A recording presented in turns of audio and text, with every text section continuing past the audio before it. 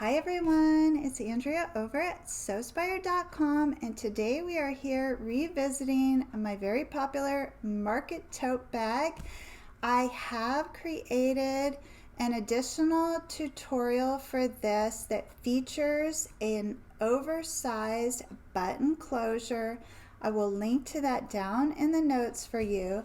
The version of the market tote that we're going to be making today incorporates really sturdy webbed handles, two wide oversized front pockets, a very secure recessed zip closure, and then on the inside of mine I incorporated two tall pockets and two shallow pockets, so for a total of 4 more pockets on the inside. And I use this awesome silky satin-like material, and then I quilted that. You can see in the tutorial how beautiful these panels are. I'd like to encourage you to think outside of the box when it comes to your bag linings by incorporating a little bit of interfacing and some quilting. I took an otherwise very fragile fabric and stabilized it to offer a really dynamic design element in this typically basic tote bag. I also think that the zipper closure on this offers this design a lot of value. So I have a design board for this project, but I also want to remind you that I'm running a sale in my Etsy pattern shop. When you purchase 3 or more of my design boards or step-by-step PDF tutorials, you'll receive 40% off your order. And then if you happen to be a Sewspire patron, Patreon is a platform that helps makers create membership platforms where we can offer exclusive benefits to our patrons, they call them, or members. You receive a complimentary copy of every design board that I create, and I'm committed to creating a fresh design board for every video tutorial in 2021. So there is a monthly fee of $10 per month to join the Patreon group, which gets you access to 2 years of member benefits and a copy of every design board. So it's really a tremendous value. So I just wanted to put that out to you in case you love a good deal and you'd like to see more content connected to my design methodology. All of my masterclasses are archived on the Patreon site. So again, if that's something you're interested in, that option is available to you. I don't talk about it a lot because people get kind of sensitive when it comes to having to pay for things, but I assure you it is a tremendous value for the price. So if I don't tell you about it, you might not know that it exists. But again, today we're here to sew my revised, improved market tote with a zipper top closure, and I'm going to walk you through the process step by step. You're going to have everything you need to make one of these on your own. The design board is simply meant to serve as a supplement for anybody who prefers to have everything in one spot and doesn't want to have to take a bunch of notes. Okay, so shall we get started? Okay, so for this project, we're going to begin by framing out this zipper, and there are several pieces to this. And this is actually my first time working with the zipper by the yard, in addition to sharing this particular method of zipper installation. But I would definitely refer to it in the future as a framed zipper, so you may want to make note of that. And so if you're not familiar, zipper by the yard is, as the name implies, you order as many yards as you would like, and you can get it in all different kind of finishes and zipper tape colors. And then it comes with the hardware or the zipper pulls there. And then I special ordered this little gadget here so I can attach these zipper heads easier. I will see if I can find the link to where I purchased this and put it in the notes for you, just in case you have the same experience that I had for many years with the zipper by the yard and you were not able to attach those zipper heads. Now, if you wanted to work with a pre-finished zipper, you will need an 18-inch zipper for this project. I just decided it's high time I learned to work with this zipper by the yard, so this was the perfect project for that. So what we're going to do is create a framing trim piece. This will eventually be attached to the interior body of the bag. It's an 18-inch by 3-inch strip of material, which I folded just like I do the straps in half long ways. Press that, bring those outer edges inward to meet on that center press line, and then fold that over again and press. You're not going to want to stitch anything at this point in time. You're going to need 2 of those trim pieces, which are going to get positioned on top of the actual zipper gusset, which we're going to craft together. So before we get to that, I also want to point out to you that if your zipper is not finished on the ends and you're going to go ahead and work with the zipper by the yard, you're going to need to fashion 2 little zipper stops out of fabric to finish those ends. And so this particular fabric is what I'm using on the exterior of this bag, and I just took little 2.5 by 2.5 inch squares, folded them in half, stitched around 2 sides, turned them right side out, and then tucked the raw edges under. I'm sure if you've been watching my tutorials, you can figure out how to finish the ends of your zippers.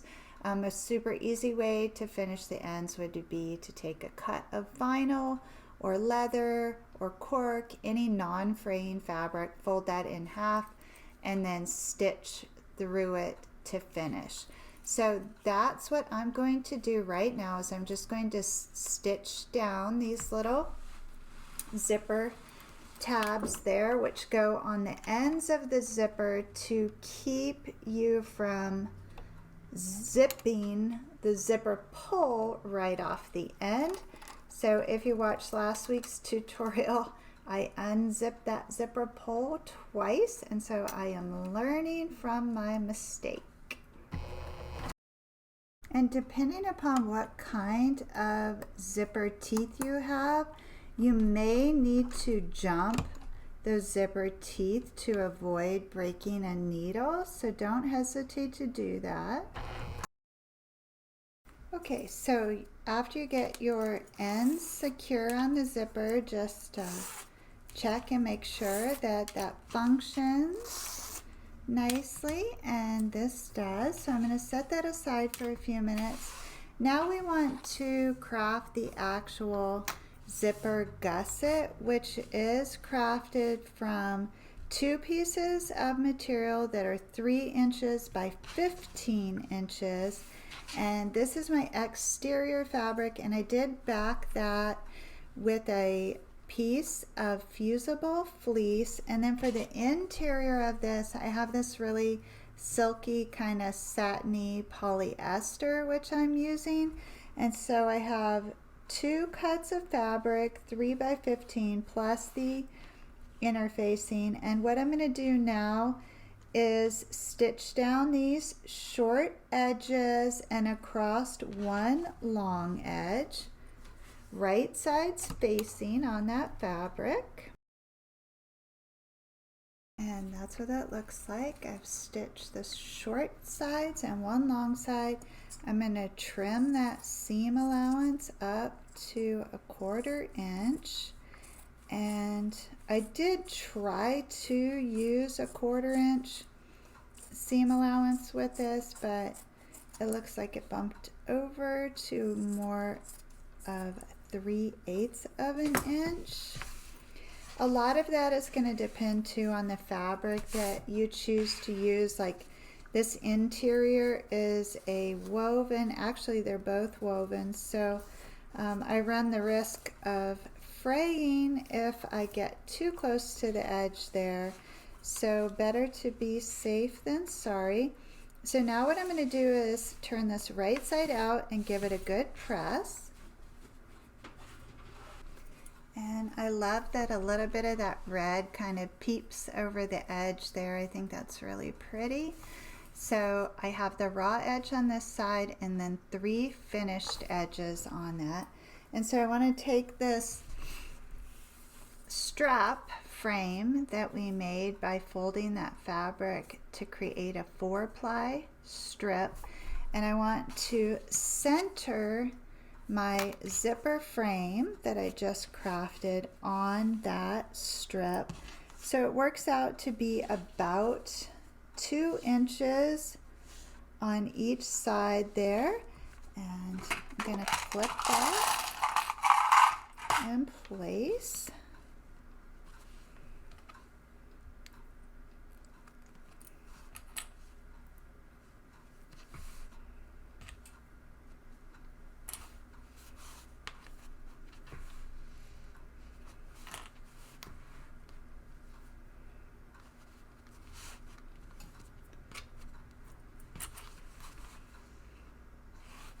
And so that's what that looks like. Now you can go ahead and run 1 row of stitching down that strap as close as you can get to this folded edge here, just to secure everything in place. And that's what that looks like. And I'm going to repeat that process for the second one, which I pre-assembled.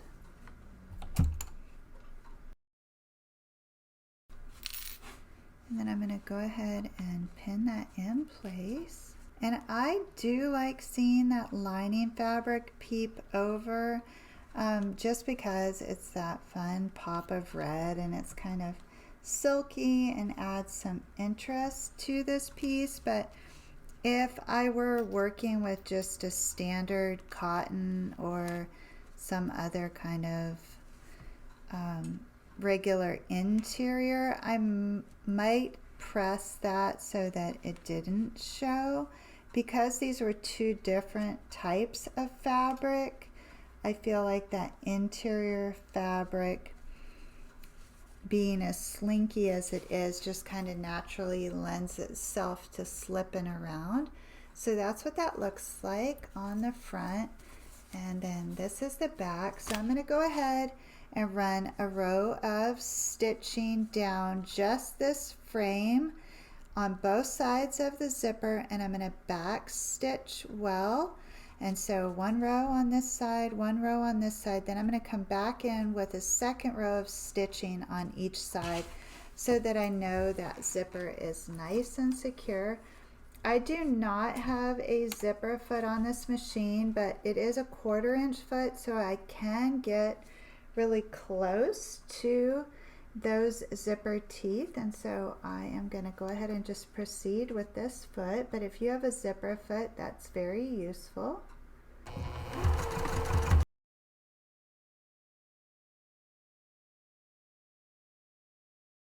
Okay, so just to recap, you're going to have an 18-inch zipper. You're going to install zipper stops on each end of that zipper. You'll create a zipper gusset to attach to the zipper, and that zipper gusset is framed in by these 18-inch strips of fabric on the top and the bottom. And here's what it looks like on the underside. And I always like to test the zipper after I install that, just to make sure that I don't have to adjust anything. and everything looks good. Now I will show you my interior panels are also that awesome silky polyester satin, and I quilted those, and on the back of those I fused some of that fleece to them and then I quilted them. So I think I am gonna go ahead and run just a few more rows of stitching random along this zipper gusset, just so this silky material has that detail on it. And so I'll work from the top, but I think I will just go ahead and run 2 rows of stitching. This is just completely optional. It serves no purpose other than decoration for me.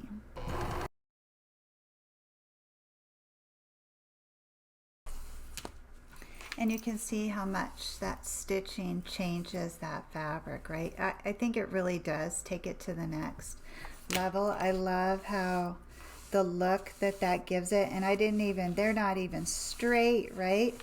But it's still just so pretty. And I just want to show you these panels one more time.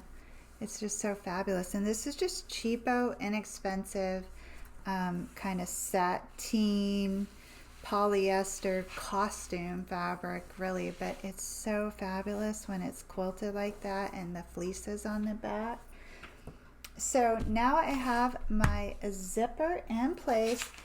The body panels that I'm working with are 18 inches wide by 17 inches tall, and you're going to have 2 interior body panels and 2 exterior body panels.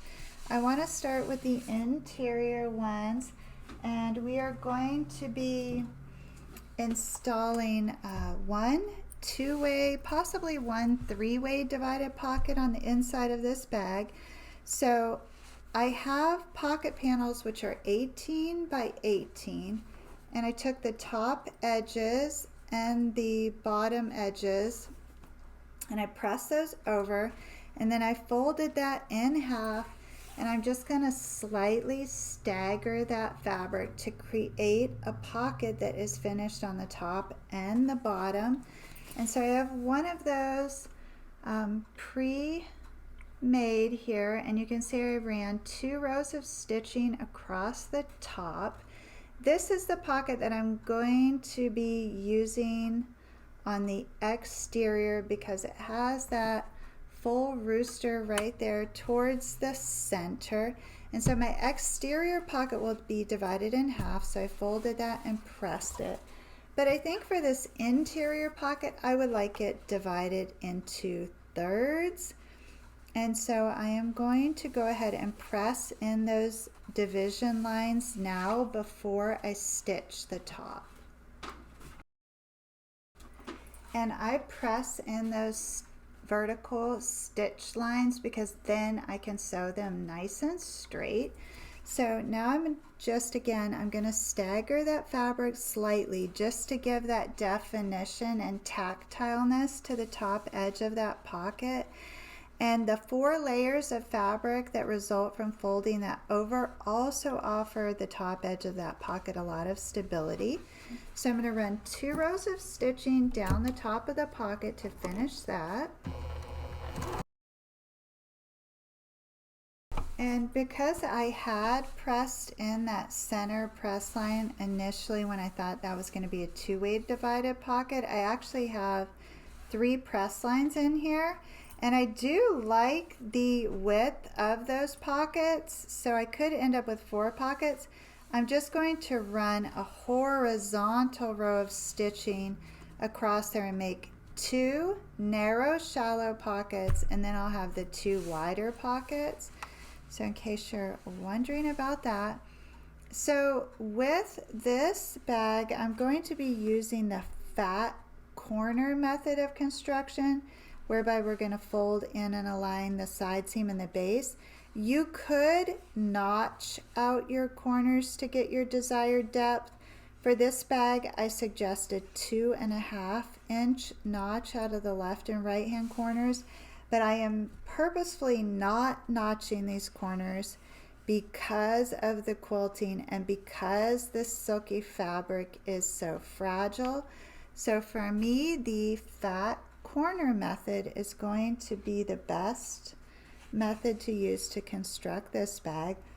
So I'm going to bump my pocket up 3 inches from the base, and I'm going to put a couple clips on each side to hold that nice and straight.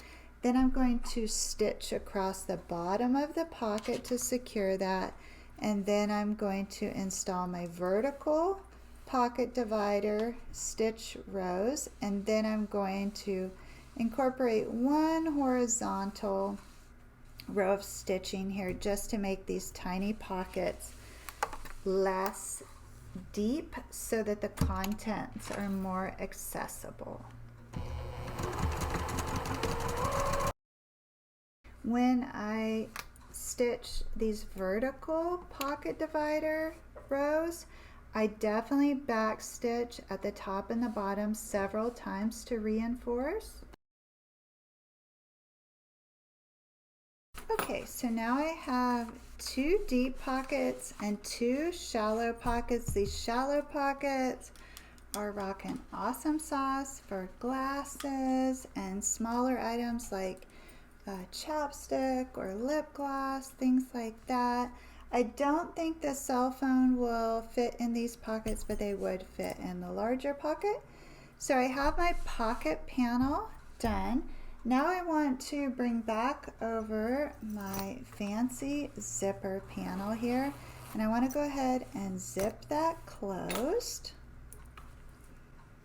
Get everything trimmed up on this so that you're satisfied with that before we install it. And then what I'm going to do is I'm going to come up 3 inches from the top of my pocket, or let's see here, it's also 3 inches. Let's just work from the top of the panel for simplicity.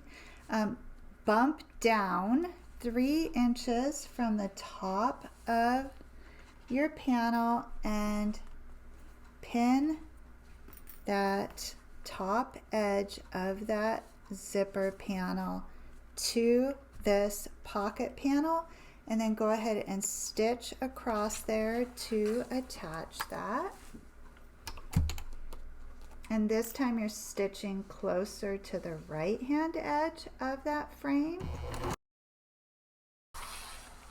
And so this is what that should look like. So you're just attaching the top edge to that, and this opposite edge is still free, and these are the tops of your pockets.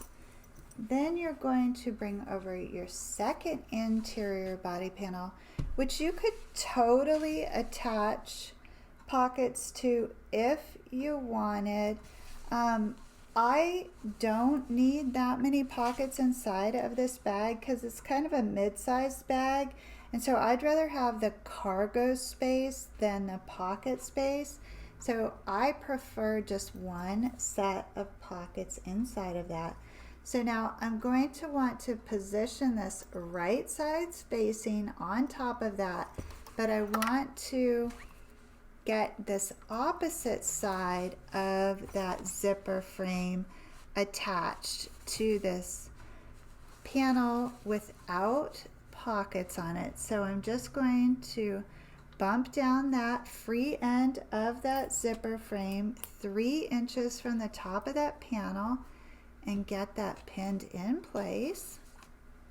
And then I'm going to bring this up on the machine and stitch down that right hand edge of that zipper panel frame to attach that to that interior panel. Okay, so now you can see the zipper has been installed, and what I want to do before I line up these panels and join the seams is take this zipper end where we sewed the tabs on and fold that over and clip it out of the way, because I want that to always remain free. And if you need to, you can unzip a little there to get the zipper head out of the way. And so just get that turned over and clipped out of the way. So it looks like that. And then you should be able to flatten that panel by folding the zipper panel so that it's inverted. You're going to want to line up the top edges of your body panels and then the bottom edges of your body panels to make sure nothing shifts.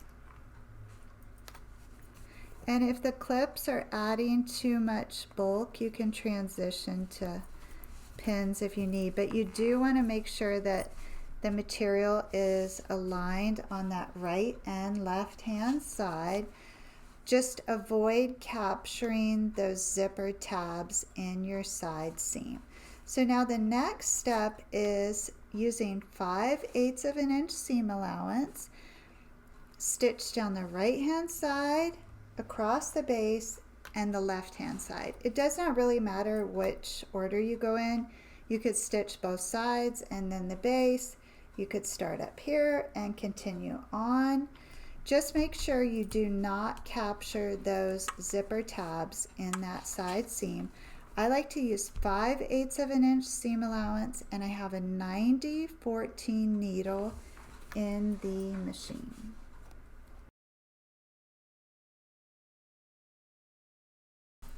Okay, and then look inside and go ahead and remove those clips now because your side seam is already attached. And then you can unzip your zipper and just have a good look and make sure that you didn't miss any seams and that your pocket didn't turn inward or nothing weird happened on the inside. Then go ahead and trim up this seam allowance to 1/4 inch, 3/8 of an inch, whatever you're comfortable with, depending upon your choice in fabric. Because I have this interfacing on here and it's fusible and the bag is quilted on the inside, I am going with a narrow 1/4 inch seam allowance. But you can see how that silky fabric kind of frays, right? Okay, so now I want to reach inside here and I want to flatten out that corner. And so I don't want to stitch into my pocket. So because I bumped that pocket up 3 inches, it looks like I can get 5 inches of depth here. So I'm going to align the side seam and the base seam and then stitch across here 5 inches to create the depth on this bag.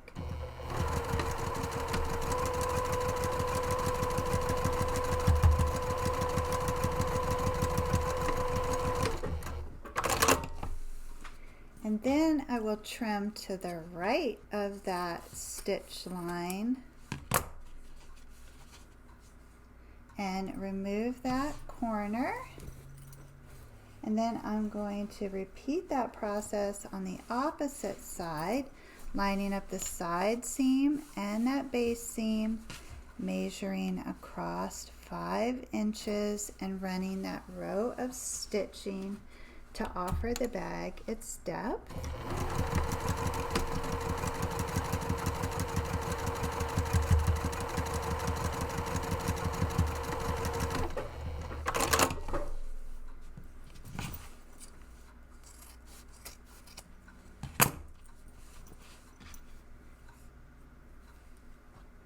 Okay, and then I have a really awesome stable interior thanks to that fusible fleece and that quilting. So now I can take that top edge and turn that over about 1 inch. And once you get the sides in place, then you can kind of finger press the front and the back. here's what it looks like. And I'm going to go ahead and zip that zipper so you can see how much stability that also offers the bag, and a lot of security because it's that recessed zipper. There is not much room on the sides at all because that zipper tab that we created naturally turns up and kind of closes off that area. So I'm really satisfied with this framing method because then you can reach inside of there, hold that tab, and unzip your zipper, and then the zipper lays flat against the inside of the bag. So the interior is complete and the zipper is installed, so the hard part is over. Now we want to work on the exterior, and so I have this rockin' awesome rooster print here that I just thought was so fun, and I have my second pocket already pre-crafted. So because this is such a bold print, I want to try and optimize these roosters. So one with its head cut off and then the other one right on top is not the best look, so I hope I have better luck over here. I have to do the same thing and bump up 3 inches from the base, and it looks like I'm going to end up with no, actually this orientation I think I like the best here. So I'm going to stick with the pocket on this panel here. I'm bumping up 3 inches from the base of that pocket. I'm going to clip the pocket in place on the sides so nothing shifts. Then I'm going to run a row of stitching across the base of the pocket and then a vertical row of stitching right down the center of that pocket. So I have 2 really wide exterior pockets. When I divide an exterior pocket, I like to come in with an additional row of stitching on each side purely for accent. So you're going to see me run the base row and then 3 rows down the center. Okay, so now I have my pocket attached here, and then the next step is to position the second exterior panel right sides facing on top of that pocket panel. And again, you're just lining up those corners and sides. That fusible fleece offers this twill or home decor canvas that I have on the exterior. Nice body, and so using 5/8 of an inch seam allowance, I'll stitch the sides and across the base.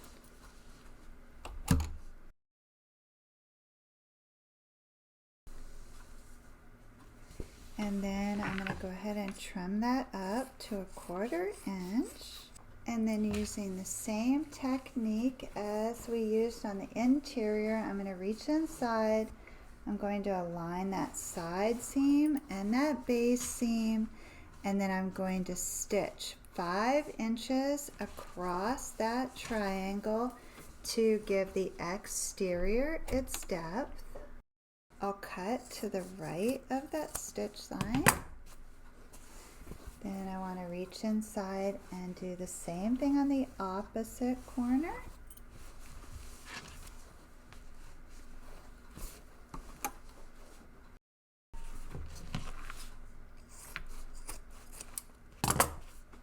And then again, the exterior has a lot of body instability too, in part from the fabric and in part from that fusible fleece. So the exterior gets turned right side out.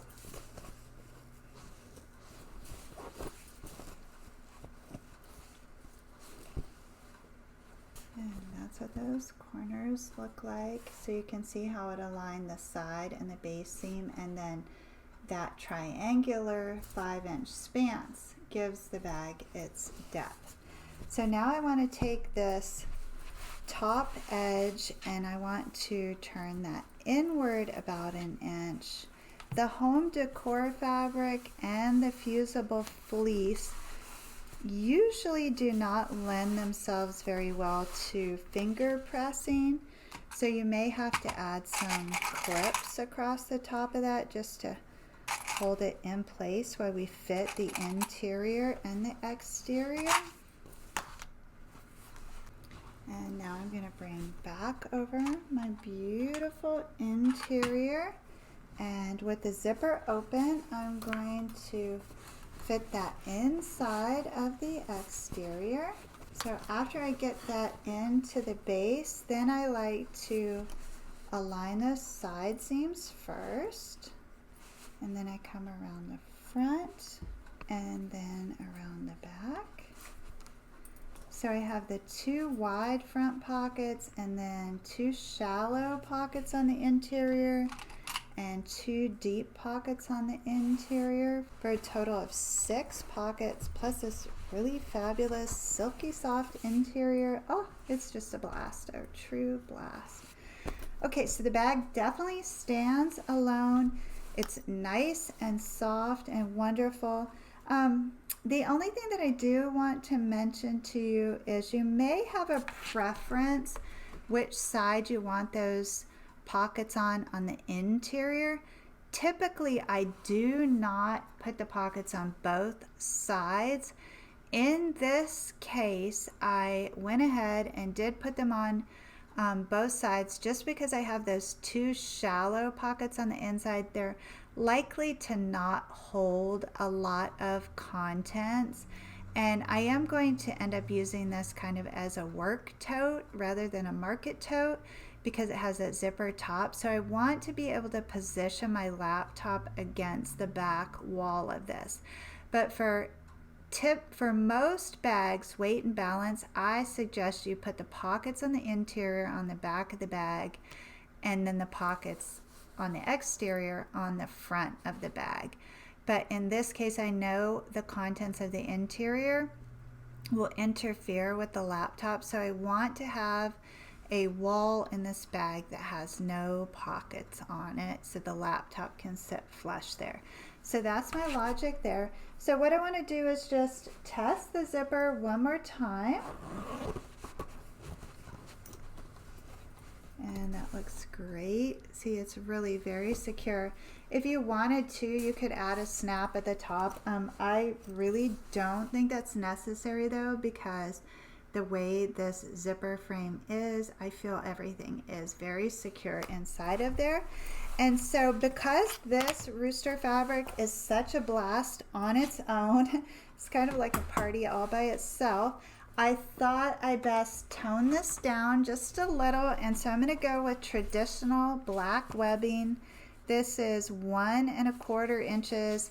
It's really nice and thick. I ordered this from Big Duck, and I have an affiliate link with them that I'll put down in the notes for you in case you would like to get yourself some. I typically like a 12-inch or less drop on my handles, because I like the bag to either sit really snug on the shoulder, or I like to carry it in hand. So because I know the contents are going to be heavy, I'm going to want to be able to tuck this down in between the layers at least 1.5 inches.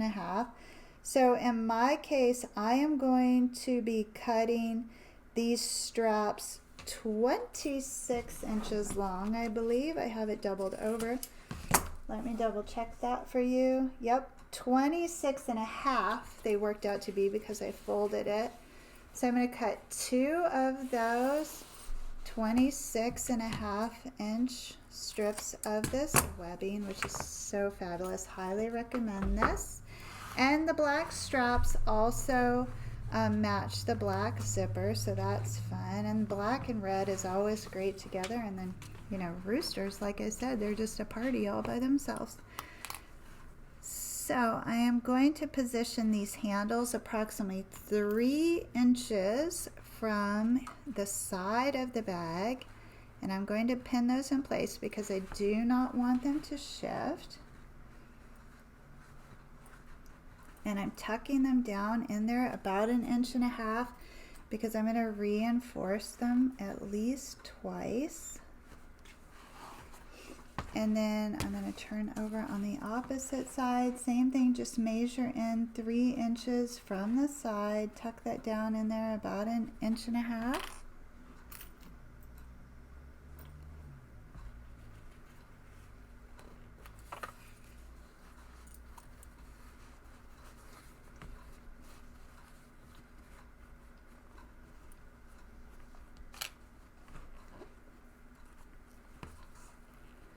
And then before you stitch everything in place, just hold it up and make sure that those handles are in fact even, because that may be bothersome to you if they're not.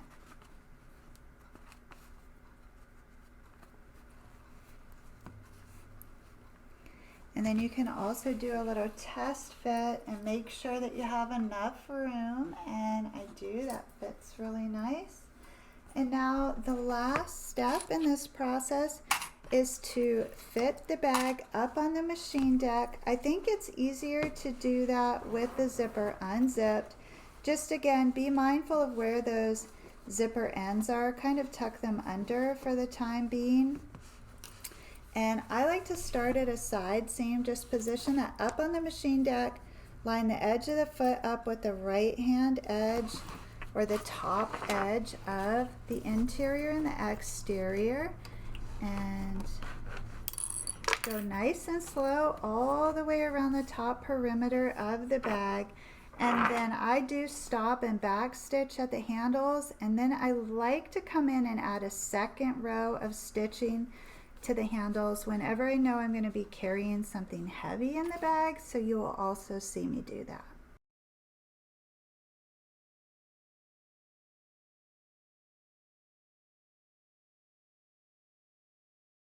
Alright guys, I've made it all the way around the edge. This is a darling bag, and I am especially fond of that red quilted interior, and having the zipper closure is so nice. Offers me lots of security, and I do feel like that style of zipper takes a little longer to install, but ultimately offers you the most security when it comes to this particular style of bag.